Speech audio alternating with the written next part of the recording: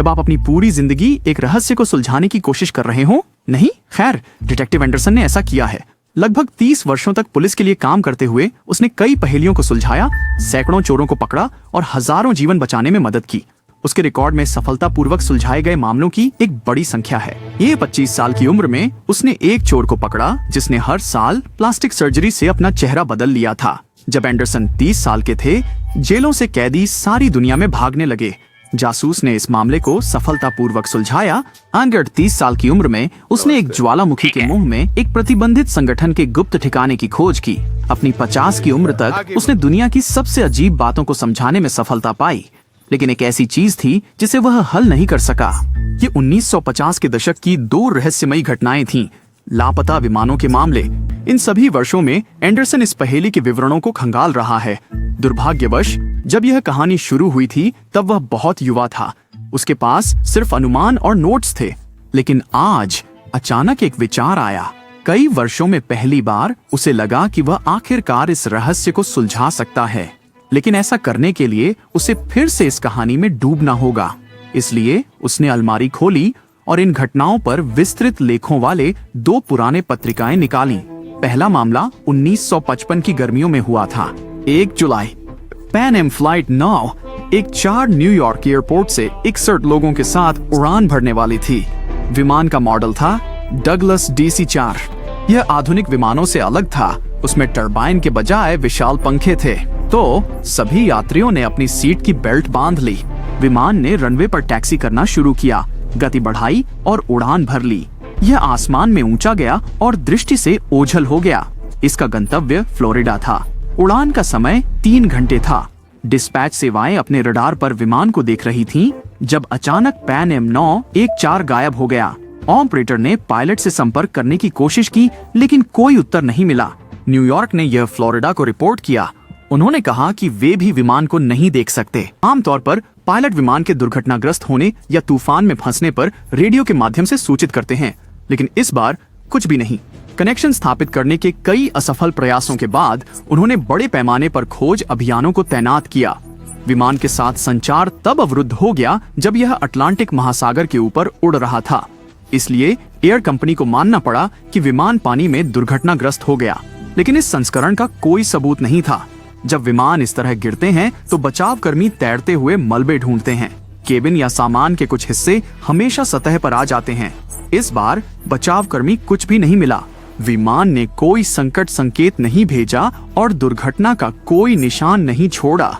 ऐसा लगा जैसे वह हवा में गायब हो गया हो। लोग इस आपदा को 37 वर्षों तक भूल गए और फिर कुछ अजीब हुआ। 1992 वेनेजुएला, काराकस हवाई अड्डा। नियंत्रण टावर को एक अज्ञात विमान के उनकी ओर आने का संकेत मिला। यह अजीब था क्योंकि यह वहां नहीं होना चाहिए था। उस समय के लिए कोई उड़ानें निर्धारित नहीं थीं। विमान उतर रहा था।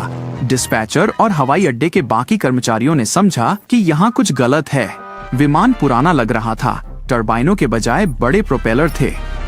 उतरने के बाद पायलट ने एयरपोर्ट से संपर्क किया।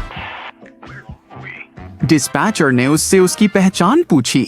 कुछ सेकंड बाद उसे जवाब मिला। पैन एम फ्लाइट 914 है जो न्यूयॉर्क से फ्लोरिडा के लिए प्रस्थान कर चुके हैं, जिसमें 4 क्रू मेंबर और 57 यात्री सवार हैं। डिस्पैचर नहीं जानता था कि आगे क्या करना है। वह और हवाई अड्डे के कर्मचारी समझ गए थे कि वे किस प्रकार के विमान को देख रहे थे।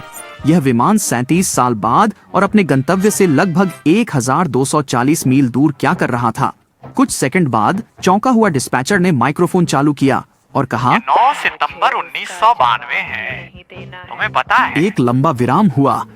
फिर घबराए हुए पायलट ने जवाब दिया,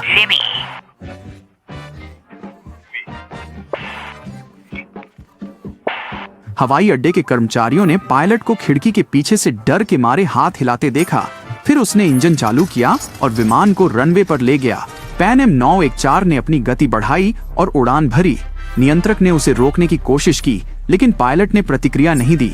विमान आसमान में गायब हो गया और उस दिन के बाद से उसके बारे में किसी ने नहीं सुना। जासूस एंडरसन ने लेख पढ़ना समाप्त किया। उन्होंने भौहें सिकोड़ लीं और खिड़की से बाहर देखा। बारिश की बूंदें कांच पर गिर रही थीं। बाहर का तूफान उनके मन में उस समय हो रही स्थिति को पूरी तरह दर्शा रहा था। उसकी आंखों के सामने। लेकिन निश्चित रूप से जानने के लिए एंडरसन को अगले मामले पर जाना पड़ा।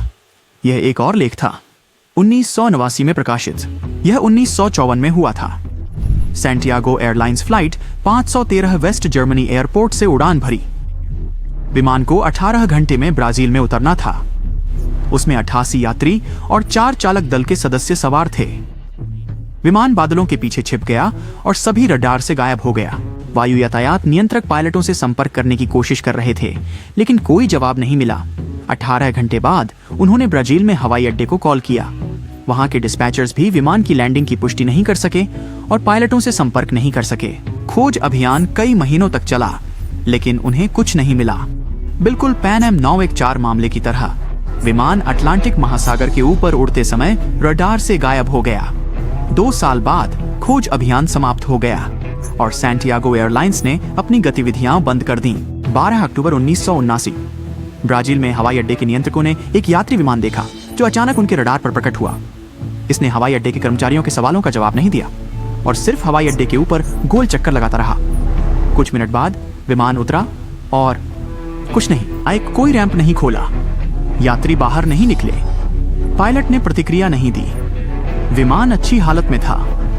एक डिस्पैचर को एहसास हुआ कि यह वह गायब हुए सैंटियागो एयरलाइंस फ्लाइट 513 था, जिसे 35 वर्षों से लापता माना जा रहा था। हवाई अड्डे के कर्मचारियों ने विमान के पास जाकर दरवाजे खोले। जो उन्होंने वहां देखा उससे वे भयभीत हो गए। पुलिस, सीमा शुल्क कर्मचारी, डॉक्टर, जासूस और अन्य हवाई अड्डा कर्मचारी विमान के चारों ओर इकट्ठा हो गए। किसी को नहीं पता था कि आगे क्या करना है। विमान में कोई भी जीवित व्यक्ति नहीं था जो सच्चाई बता सके। विमान 1954 में गायब हो गया और 35 साल बाद बिना किसी नुकसान के पूरी स्थिति में दिखाई दिया। अभी तक किसी ने यह पता नहीं लगाया कि क्या हुआ। डिटेक्टिव एंडरसन ने देखा कि कहानियां बहुत समान थीं। पैन एम 914 सन 1955 में गायब हुआ। सैंटियागो एयरलाइंस 513 सन 1954 में गायब हुआ। अंतर लगभग 1 साल का था। एंडरसन ने अपना सिर खुजलाया और एक और छोटा विवरण देखा। दोनों विमान अटलांटिक महासागर के ऊपर उड़ान भरते समय रडार से गायब हो गए। बरमूडा ट्रायंगल से जुड़ी भूतिया जहाजों और रहस्यमयी घटनाओं के बारे में कई मिथक हैं। जासूस एंडरसन इन कहानियों को जानते थे, लेकिन ये 2 लापता विमानों ने उन्हें उलझन में डाल दिया। उसने 2 लेखों को देखा और सब कुछ समझ गया। बिल्कुल सही, समाधान उसके सामने ही था। दोनों कहानियां एक ही समाचार पत्र में लिखी गई थीं। विमान से बात करने वाला कोई असली डिस्पैचर नहीं था। यात्रियों के बारे में कुछ भी झात नहीं था। इस समाचार पत्र के अलावा किसी भी अन्य समाचार पत्र ने इन गायब हुए विमानों के बारे में खबरें प्रकाशित नहीं की। ऐसा लग रहा था कि उन्होंने बस वही कहानी ली और तारीखें, स्थान और उड़ानों के नाम बदल दिए। हाँ, मामला हल हो चुका था। यह सब नकली था। बारिश रुक गई। जासूस एंडरसन ने खिड़की से बाहर देखा और गुजरती ट्रेन की आवाज सुनी। उसे एक और अजीब और नकली कहानी याद आई। एक कहानी एक भूतिया ट्रेन के बारे में। यह इटली में 1911 में हुई थी। जानेटी रेलवे कंपनी की ट्रेन में 100 यात्री सवार हुए। यह मनमोहक पर्वतीय क्षेत्र से होकर गुजरती हुई एक पहाड़ी सुरंग में गई और गायब हो गई। उसके बाद किसी ने भी ट्रेन को नहीं देखा। सभी यात्री गायब हो गए थे, लेकिन लंबे समय के लिए नहीं। बाद वे दिखाई दिए। काफी है। सन 1845 का एक रिकॉर्ड था। मेक्सिको सिटी के एक अनजान डॉक्टर ने लगभग 100 इटालियनों के बारे में लिखा जो बिना किसी सूचना के शहर में प्रकट हुए। वे सभी अजीब तरीके से कपड़े पहने हुए थे और एक रहस्यमय ट्रेन के बारे में बात कर रहे थे। यह पूरी तरह से मनगढ़ंत कहानी थी। इस ट्रेन और अतीत में जाने वाले लोगों के बारे में कोई प्रमाण या रिकॉर्ड नहीं था। एक तेज आवाज ने उसके विचारों को बाधित किया। जासूस एंडरसन ने फोन उठाया। वह चुपचाप लाइन के दूसरी ओर के व्यक्ति की बात सुन रहा था। 1 मिनट बाद उसने जवाब दिया। जासूस ने फोन रख दिया। यह उसके लिए एक नई रहस्य था। सहारा रेगिस्तान में स्थानीय लोगों ने एक विशाल जहाज को देखा जो साउथ पैसिफिक में 27 साल पहले खो गया था।